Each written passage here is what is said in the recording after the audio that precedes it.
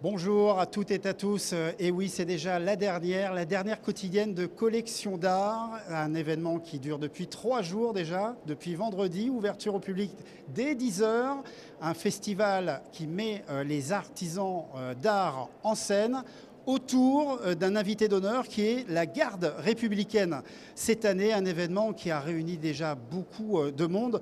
Vous êtes déjà à plus de 11 000 visiteurs à être venus voir ces artisans, voir leur savoir-faire, leur passion, et puis surtout aussi donc la garde républicaine qui est venue avec une délégation de 4 métiers. On aura l'occasion d'en reparler avec nos invités, notamment avec Eddy Portier, qui est gendarme casquier de la garde républicaine. En fin d'émission, on aura aussi un artisan d'art qui est là, bien sûr, depuis 3 jours. Florian Allat nous dévoilera son métier, coutelier d'art. Et puis, nous aurons mon père, Geoffroy Delatouche, curé de Rouen et curé de l'Abbatiale, pour nous dire un peu son sentiment sur cette collection d'art. Mais avant, nous avons traîné un peu notre caméra dans les allées de cette édition et nous avons détecté quelques œuvres d'art. On parle bien d'œuvres d'art ici. C'est un reportage de Maëva Lasserve.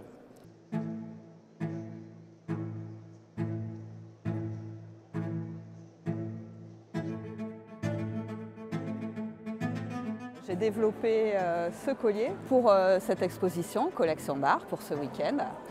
Donc c'est une collaboration avec une créatrice de robes de mariée et de robes de soirée qui est installée au Havre. Avec ma matière particulière qui est la pâte de métal, j'ai pu reproduire l'empreinte parfaite de la dentelle sur ce collier. Et comme je n'aime pas le gaspillage, j'ai également conçu une paire de boucles d'oreilles. C'est une pièce qui est complètement unique, fabriquée à la main, avec des essences et puis des marqueteries relativement rares. Elle s'appelle Stello. J'aime bien utiliser les premières initiales du prénom et du nom d'une personne proche. Donc là, ça correspond à un prénom, Stéphania, et L.O. Lombardo. Voilà.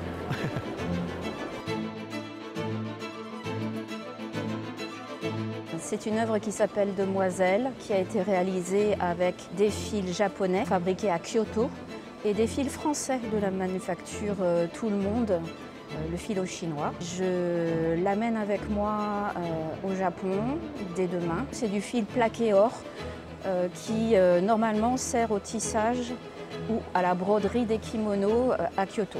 Et j'espère l'offrir au maire de Kyoto qui nous fait l'honneur de recevoir la délégation des 30 meilleurs ouvriers de France qui se déplacent à Osaka, au pavillon France, à l'exposition universelle.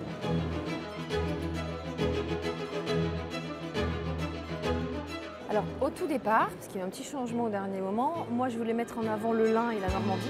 J'ai pas trop eu le temps parce que c'était une œuvre qui partait pour le prix Diane. J'avais pas la personne qui allait le porter et j'ai eu la veille la jeune fille qui portait ce chapeau-là, donc j'ai pas eu le temps de me retourner. Donc c'était pas du lin, c'est des petits bleuets. La prochaine fois ce sera du lin et moi je voulais que ce soit en suspension, que ça fasse comme un feu d'artifice au-dessus d'elle. Quand elle marche, ça fait des bonhommes comme ça. Et pour mélanger tout ça et pour le faire ressortir, je voulais du jaune qui descend un petit peu sur le visage de la jeune fille. Donc voilà. On a créé une pièce particulière pour l'événement, un abat-jour monumental avec plusieurs éléments. On l'a réalisé de nos propres mains avec du tissu 100% soie. On a volontairement choisi des coloris assez flashy. Pour donner encore plus de peps, on lui a mis des franges. C'est un abat-jour d'1,60 m de diamètre. Et pour autant, c'est à se demander si finalement il est assez grand puisque les visiteurs ont tendance à ne pas le voir. Donc à se dire que plus c'est grand et moins ça se voit.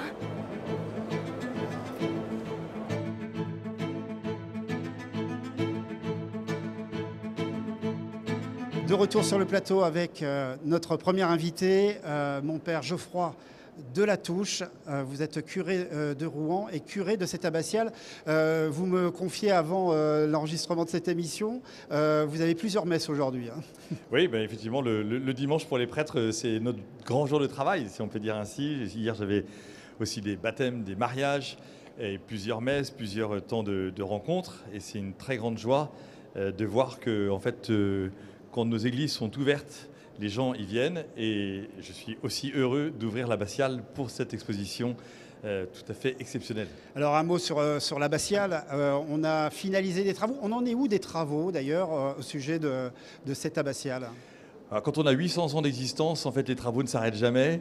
Mais là, il y a un énorme chantier qui a été fait au niveau des façades, dans ce qui est visible et qui nous émeut de voir autant de beauté. On sait aussi qu'il y a beaucoup d'éléments de la charpente qui ont été repris pour pouvoir permettre que l'ensemble de l'édifice tienne. J'ai eu la joie de pouvoir aller visiter plusieurs fois la charpente, notamment avec les charpentiers, les restaurateurs, les artisans de ces charpentes qui vraiment sont capables de parler de choses tout à fait extraordinaires de cette fameuse forêt qui est une des plus vieilles forêts d'Europe aujourd'hui, ici dans l'abbatiale. Donc bien évidemment, quand on rentre sur le côté sud de l'abbatiale, on voit que la pierre est un peu noire. On va du côté du cloître, à côté de la mairie, qui sont les anciens locaux de l'abbaye. Là aussi, la pierre aurait besoin de beaucoup de travaux. On espère, il y a peut-être des surprises qui pourraient arriver d'ici quelques temps. Et puis c'est bien de rappeler que cette ligne de vitraux, c'est la plus grande du monde. Oui, on est sur une verrière exceptionnelle du XIVe siècle qui est là pour nous dire qu'en fait, nous sommes faits pour être nous aussi des êtres de lumière et qu'on a construit cette abbatiale pour que tout le monde puisse devenir certainement un jour porteur d'une lumière au plus intime de son cœur. Ce bel écrin, vous l'offrez à cet événement, collection d'art, déjà depuis 9 ans. Quand Exactement. vous regardez ces artisans, regardez tout ce monde qui vient ici voir ces artisans, voir la garde républicaine, ça vous évoque quoi? Moi, ça me dit que, en fait, nous aimons les gens qui travaillent la pierre, la terre, les matières premières et qui les transforment pour en faire du beau. Et je trouve ça extraordinaire de voir que dans un monde où on a essayé de nous dire que tout désormais deviendrait virtuel, en fait, les Rouennais et les habitants de la métropole se ruent ici à l'intérieur de l'abbatiale Saint-Ouen pour voir des gens en vrai qui décabossent, qui font des fers, qui chantent, qui font des couteaux, qui font de la poterie et qui travaillent de leurs mains en étant des co-créateurs de choses extraordinaires par leur talent et vraiment je m'en réjouis.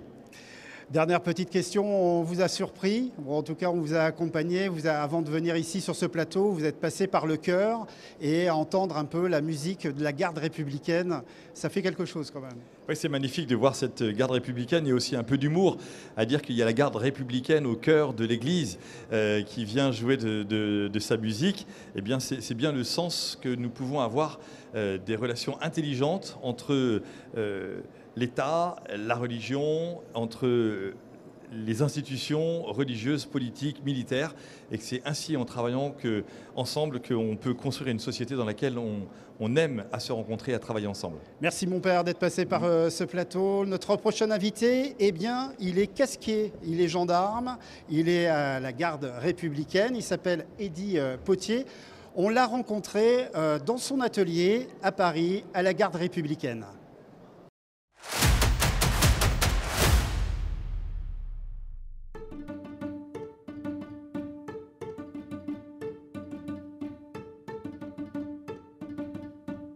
Je suis le garde Eddy du régiment de cavalerie de la garde républicaine et je suis casquier.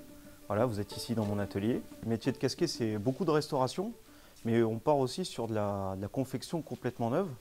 Voilà, parce que on a à la fois un stock de casques d'environ 200 dans l'atelier qui sont en attente de réparation. Et tous ces casques-là ont une histoire. Voilà, il faut savoir qu'environ 80% du parc à la garde républicaine, c'est des bombes qui ont plus de 100 ans. Voilà, le parc de la garde républicaine, ça représente environ 800 casques. Voilà. Et ici, dans cet atelier-là, on en a environ 200 qui sont en attente. Et la plupart ont plus de 100 ans. Là, je peux prendre une bombe au hasard. Là, je lis le marquage Franck et ses fils Aubervilliers. Ça, c'est la manufacture qui les fabriquait à l'époque, dans les années 1920-1930. Voilà. Puis après, on a des bombes qui sont encore plus anciennes, où là, c'est marqué Siraudin Hersan, Alexis Godillot. Et là, on s'approche de l'origine du modèle, qui est de 1876.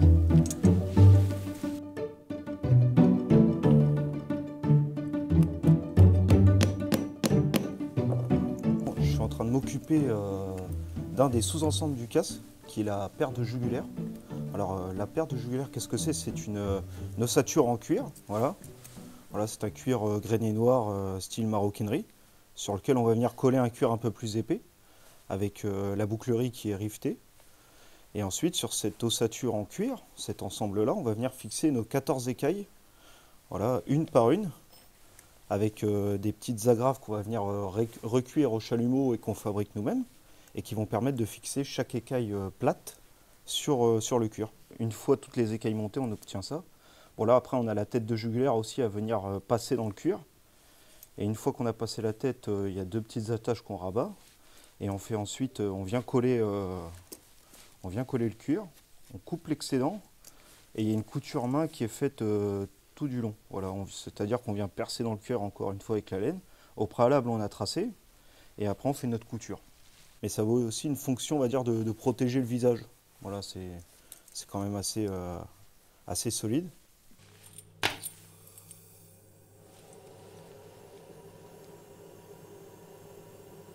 Alors là, je suis en train d'effectuer une brasure à l'étain.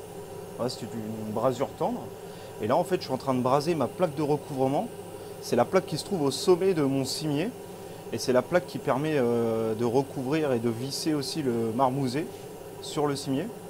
Et voilà, j'effectue une brasure d'abord au niveau du visage de la méduse, et puis après je vais effectuer la brasure sur les flasques ensuite, gauche et droite. Ça demande beaucoup de finesse, de précision, parce qu'il ne faut pas trop chauffer, parce que si on chauffe de trop, après la brasure ne prend plus. Et après on est obligé de tout redémonter et de tout nettoyer pour ensuite recommencer. Donc il faut vraiment chauffer ce qu'il faut pour pouvoir braser les pièces entre elles. Ouais, c'est vraiment très délicat.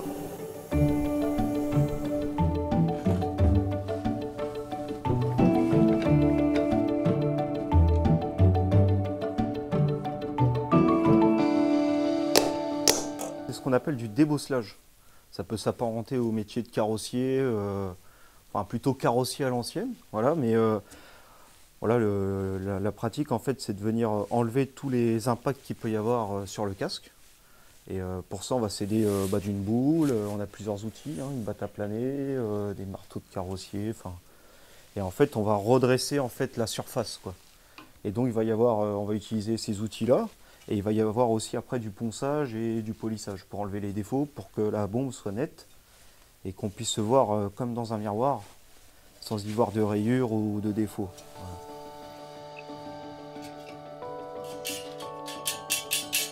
Ce métier-là parce que d'abord c'est un métier passion, c'est un métier manuel et c'est aussi la préservation d'un patrimoine. J'ai été formé sur place par le chef d'atelier, l'adjudant-chef. Il m'a fait une sorte de passation et je me sens un peu concerné par ce patrimoine maintenant et essayer de le faire perdurer, voilà, et de transmettre par la suite à mon tour.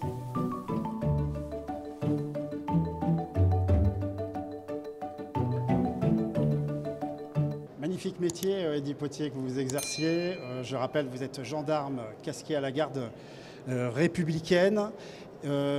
D'abord, depuis combien de temps vous faites ce métier? Alors là, ça va faire depuis 5 ans que je travaille au sein de l'atelier casque de cavalerie de la garde républicaine. Et c'est un métier qui vous passionne? Ah oui, c'est toujours un plaisir. Passionné par ce que je fais. C'est un beau métier manuel, assez unique, parce qu'on n'est que 2 en France à faire ce métier. Donc voilà, je me sens investi un peu d'une mission au sein de la garde républicaine. Donc c'est vraiment une passion.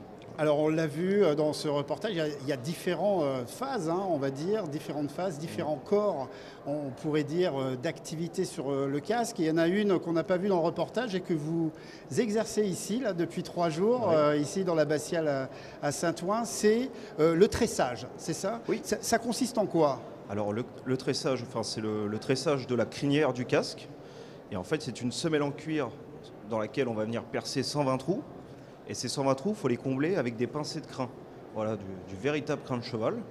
Et c'est un boulot qui demande beaucoup de patience, parce qu'il faut environ 6 heures pour en confectionner une. Bon là, au cours du salon, depuis vendredi, j'ai réussi à en finir une. Ça a pris un peu plus que 6 heures, parce que forcément, il faut aussi expliquer aux gens ce qu'on fait lors de la démonstration. Mais voilà, c'est assez unique. C'est un métier en fait, qui a un peu disparu. C'était le métier de brossier. Voilà, ça se rapproche de ce métier-là en fait, quand on fait une crinière. Et ça, on l'apprend en formation, on l'apprend. Il y a quoi comme cursus pour devenir casquier? Ça, c'est vraiment unique dans l'atelier. Enfin, tout s'apprend sur place. C'est vraiment une des spécificités. On ne retrouve pas ça dans le civil. Et ainsi que toute la manière de monter un casque, c'est unique. Il n'y a pas de diplôme civil ou d'équivalent dans le civil. Il y en a eu par le passé, et encore, c'était des manufactures qui fabriquaient les casques. Donc chacun était un peu spécialisé. Il n'y avait pas une seule personne qui montait un casque complet, quoi. Parce que là, il faut maîtriser plusieurs technicités.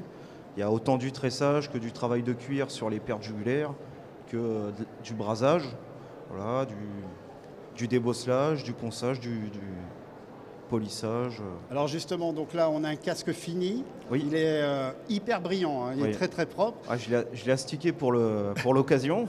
Donc c'est quoi comme casque finalement là? Alors là, c'est un casque à crinière modèle 1876. C'est un casque modèle sous-officier. Et c'est ce casque-là qui équipe actuellement nos cavaliers à la garde républicaine. Voilà, ça équipe les 500 cavaliers, voilà, d'actifs à la garde républicaine. Les 3 jours de festival se terminent. Vous avez passé 3 jours à expliquer sûrement à beaucoup de personnes votre métier. Qu'est-ce que vous en retenez de cette édition, de cette expérience? Ce que je retiens, c'est que les gens, en tout cas, sont hyper curieux, hyper attentifs. Enfin, ils sont impressionnés aussi. Ils ne sont pas forcément au courant qu'à la garde républicaine, il y a des artisans, voilà, qui travaillent et qui façonnent encore des choses telles que le casque de cavalerie ou la selle d'armes ou même les maréchaux, avec des techniques qui sont aujourd'hui un peu perdues, mais qui à la garde restent encore d'actualité. Et c'est un métier qui vous passionne. Oui. Voilà. Merci beaucoup Eddy Potier d'être passé par ce studio dans cette dernière émission La Quotidienne. Elle va bientôt être terminée. On va terminer, on va dire en beauté, ou en tout cas d'une manière tranchante, puisqu'on va accueillir sur ce plateau Florian Allat. Il est coutelier d'art. On l'a rencontré dans son atelier.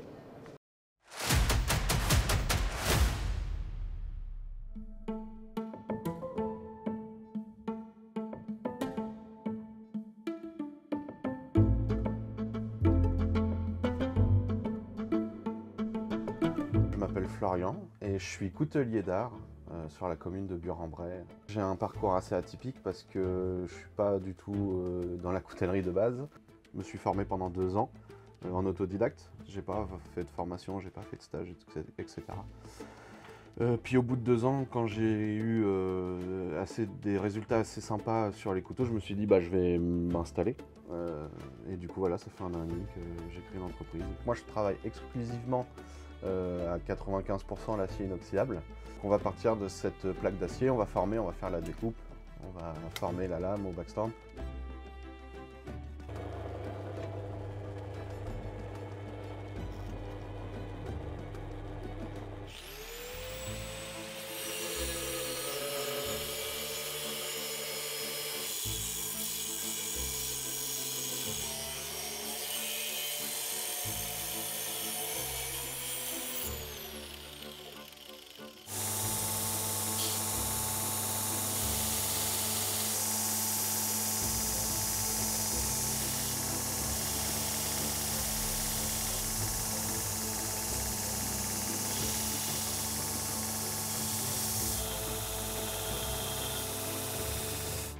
Donc là du coup je mets un petit coup pour trouver le milieu de ma lame.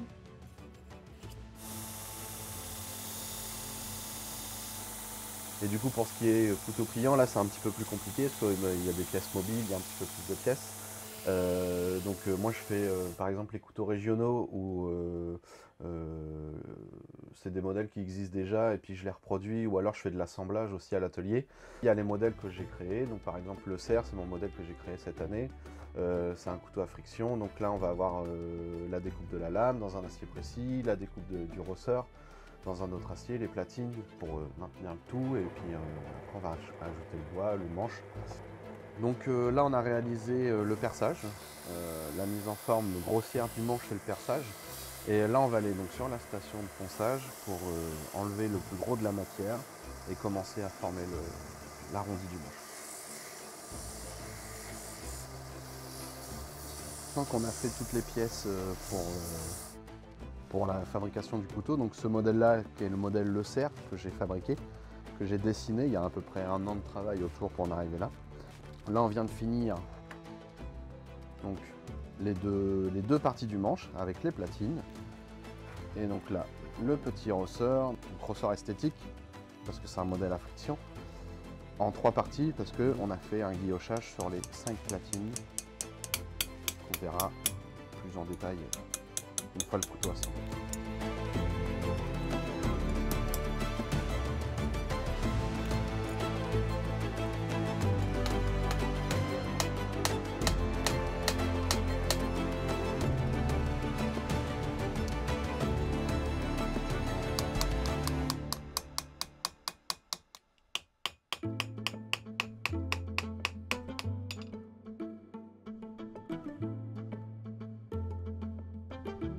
Florian Alat, coutelier d'art, vous êtes venu, c'est votre première ici à Collection d'Art, hein? Oui, c'est ça, c'est la première fois que je participe à cet événement. Et alors, quelles impressions vous avez? C'est assez grandiose, c'est exceptionnel et beaucoup d'artisans, ça fait plaisir à voir. Alors justement, dans votre stand, c'est dur de montrer, bien sûr, de faire de la démonstration. Alors comment vous avez organisé votre stand pour qu'on se rende compte ce que ça peut être coutelier d'art? Alors j'ai amené mes pièces et j'ai ramené tous les matériaux que j'utilise, une partie, pour expliquer aux gens les matériaux qu'on utilise, quel type d'acier, les techniques utilisées. Alors on peut dire donc que c'est des couteaux d'art. Qu'est-ce qu'ils ont d'exceptionnel finalement? Alors déjà c'est qu'ils sont faits à la main, donc aujourd'hui c'est assez hors du commun. Et toutes les pièces ont été faites de A à Z. Donc ce modèle-là que j'ai fabriqué, que j'ai dessiné, je suis parti d'une feuille blanche, donc c'est mon modèle à moi. Voilà, c'est un petit peu ce qui fait la différence de nous, les couteliers en France. C'est vraiment une lame spécifique? Alors là, c'est une lame classique, on est sur un acier inoxydable assez traditionnel. Alors c'est quoi ce type de couteau? C'est un peu le couteau phare de ce que vous vendez là actuellement? Alors ça, c'est le modèle que j'ai dessiné, c'est mon premier modèle, c'est ma marque. Sinon, je fabrique d'autres couteaux pliants aussi, je fais des modèles régionaux. Mais ça, voilà, c'est le modèle que j'ai créé, c'est celui que je présente aujourd'hui. Et j'ai vu d'autres modèles sur votre stand, il y a vraiment des grandes lames aussi, hein. Oui, alors je fais aussi des épées à une main, des reproductions historiques, des choses comme ça. Donc ça me permet de montrer un petit peu le savoir-faire pour ceux qui sont intéressés. Alors pour Florian Alat, coutelier d'art, après Collection d'Art, ça va être quoi les prochains jours, les prochaines semaines? Alors là, on finit donc la saison un peu d'été avec quelques marchés artisanaux. Et la prochaine, là, ça va être la période de Noël, donc marché de Noël et marché artisanaux. Merci beaucoup Florian d'être venu dans notre studio pour cette dernière émission La Quotidienne, Collection d'Art La Quotidienne. Et oui, toute bonne chose, il y a une fin. Encore ce chiffre, vous étiez plus de 11 000 visiteurs à venir ce week-end, pendant ces 3 jours, venir découvrir ces 18 artisans d'art autour de l'invité d'honneur, la garde républicaine. Rendez-vous l'année prochaine, ça sera la 10e et je pense qu'il y aura encore beaucoup de surprises. Allez, à l'année prochaine.